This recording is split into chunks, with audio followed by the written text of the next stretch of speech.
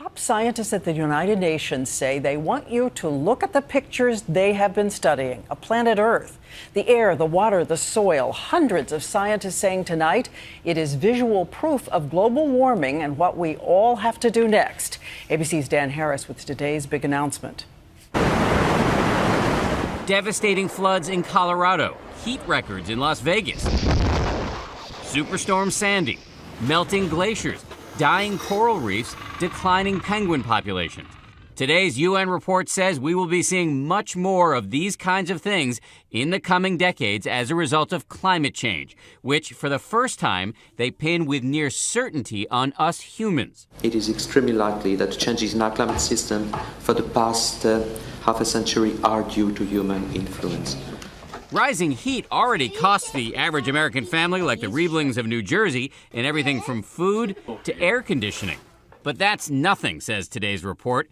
If the world doesn't make big changes soon, by the year 2040, we could very well have released enough greenhouse gases that we will have locked in a global temperature rise of 3.6 degrees, which is where potentially irreversible and catastrophic changes kick in.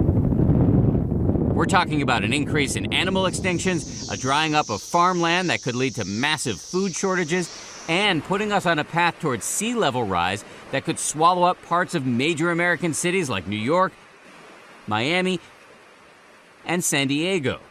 Skeptics have predictably accused the UN panel of being alarmist, but Princeton climate scientist Michael Oppenheimer, who is on the panel, says this is a major wake-up call. Why do you think there isn't a greater sense of urgency out here in the real world about climate change? A concern that's mostly in the future is something you can easily put off and not worry about today. But this is bearing down on us. It's coming at us like a Mack truck.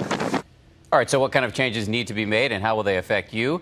Experts say we need to shift to cleaner energy like natural gas, wind, and solar, and move toward more energy-efficient cars and home appliances. Some of this could be more expensive for us, frankly, but it is definitely cheaper than runaway global warming. And they were unequivocal today. Unequivocal. All right. Thank you, Dan.